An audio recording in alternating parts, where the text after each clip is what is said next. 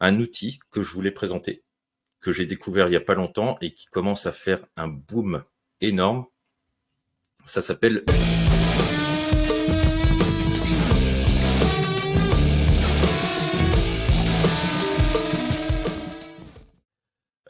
moi, c'est Presse Citron qui a partagé une actu sur YouTube, justement.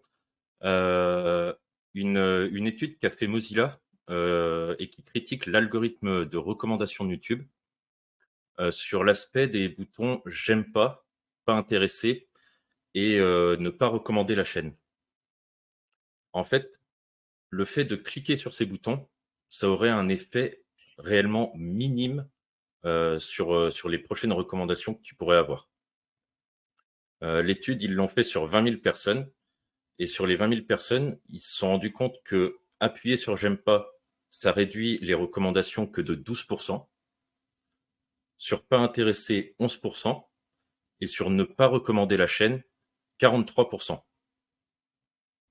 Donc ça veut dire que même si un C'est énorme. contenu, même si un contenu YouTube t'intéresse pas, eh ben la prochaine fois tu l'auras quand même en recommandation. Et ça, mais je trouve ça hallucinant, quoi. T'en penses quoi, Kevin? Bah, c'est hallucinant hein, parce que si tu veux pas le voir en fait, et que t'as tes boutons pour ça et qu'en fait, bah, ça sert à rien d'avoir des boutons du genre quoi. Bah, c'est exactement ça. Et c'est YouTube aussi qui dit. Alors YouTube renvoie un peu la balle en disant que de toute façon Mozilla il prend pas en compte la manière dont les systèmes fonctionnent vu qu'ils ne connaissent pas l'intérieur du système. Oui, ça semble logique en même temps que Mozilla ne soit pas chez YouTube. La deuxième Oui, info, c'est sûr.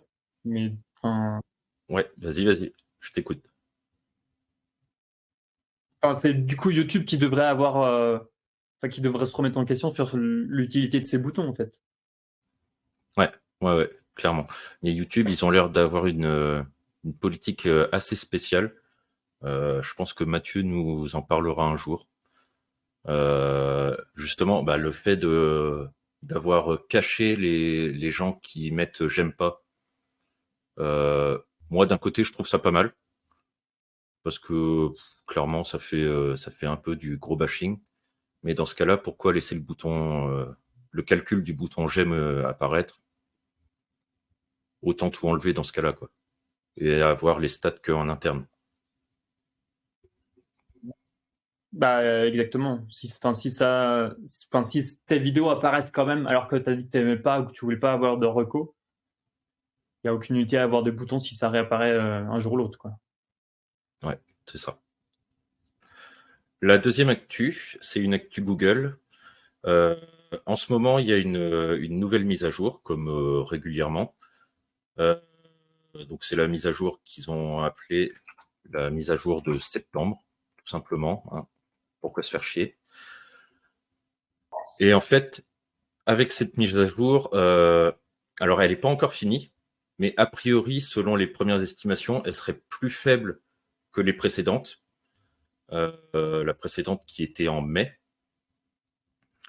Et en même temps que cette mise à jour, donc la grosse mise à jour du cœur de Google, ils ont déployé une seconde mise à jour euh, sur les pages qui font des avis de produits. Donc c'est ce qu'on voit. Alors non, ça c'est l'actu sur la mise à jour en cours.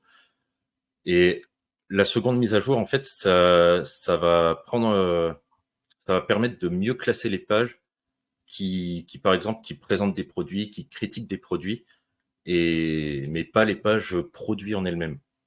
C'est-à-dire, si tu vas sur Amazon, tous les produits Amazon, ça rentre pas en compte.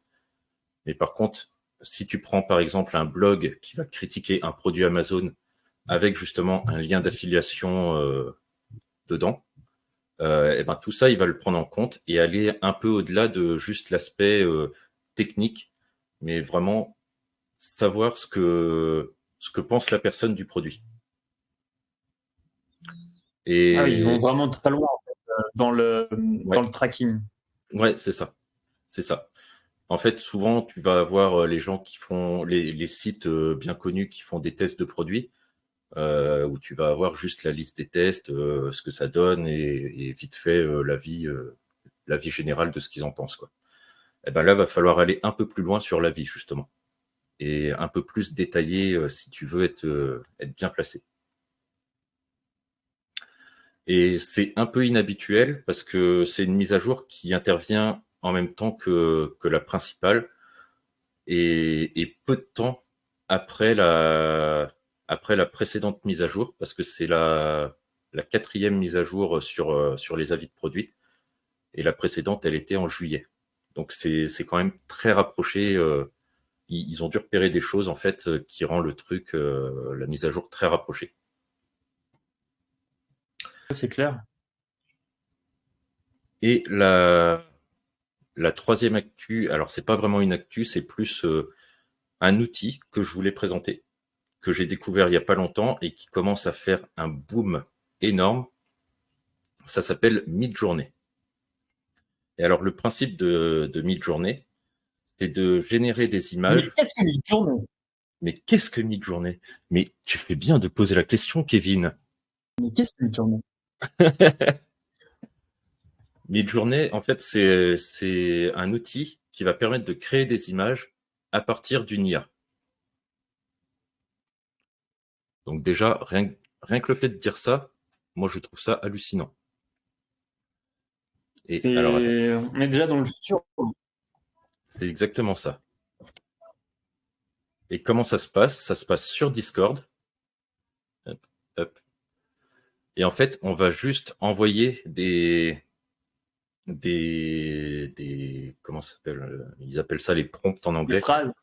des commandes, des commandes au bot qui lui va créer toute une image à partir de ce que tu lui dis. Et là, on voit, là, alors là, c'est en direct hein, sur le Discord. On voit, il y en a des milliers de créés par jour. Et plus ça va, plus il en crée, plus il s'améliore aussi. Et en fait, c'est assez hallucinant ce qu'on peut retrouver. Là, franchement, c'est quand même ouf. Je sais pas ce que t'en penses, Kevin. Ah, j'ai perdu Kevin. Est-ce J'ai, que. il est de retour. Alors, je t'ai toujours. Ouais, Je t'ai c'est bon, toujours. t'es de retour. C'est bon, je suis de retour. Du coup, ouais, qu'est-ce que t'en penses, toi, de ce genre d'outil? Parce que la critique qui a été faite, C'est juste euh, impressionnant. la critique qui a été faite sur cet outil, c'est comme les IA de rédaction, le fait que ça puisse prendre le travail des designers, des créateurs et ce genre de choses. Je sais pas ce que t'en penses, toi. Je pense que c'est plus une aide supplémentaire c'est plus un outil supplémentaire que ça va remplacer les designers ou que Ouais, les IA en copywriting vont remplacer les copywriters. Je pense pas que ça soit le cas un jour, quoi. Sauf si vraiment c'est vraiment développé à mort, mais je pense que la créativité humaine sera toujours plus forte que l'intelligence artificielle. Si dans intelligence artificielle il y a artificielle, c'est qu'il y a un moment il y a des limites, quoi. ouais. Je pense que notre invité sera d'accord sur le terme d'intelligence et d'artificiel ensemble. C'est marrant parce que vous le voyez pas, mais et ouais, moi je suis totalement d'accord avec ça sur le fait que en fait ça peut faire de l'inspiration, mais ça remplacera pas le travail pour moi.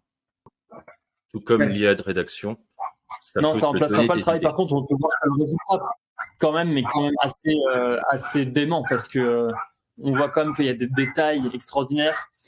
Il y a une imagination quand même derrière un petit peu, mais c'est pas non plus aussi évolué qu'une création humaine. Totalement. Là, on voit les 4 photos, elles sont extraordinaires, quoi. Et quand tu regardes un peu tout ce qui se fait, parce qu'ils ont un site aussi où il y a toute la galerie, tu vois, ils ont réussi à créer des trucs de malade, vraiment. C'est vraiment hallucinant, quoi. Bah, quand tu mets des gros pavés d'explications, oui, j'imagine que ça doit être pas mal. Ouais. Donc voilà pour mes actus du jour.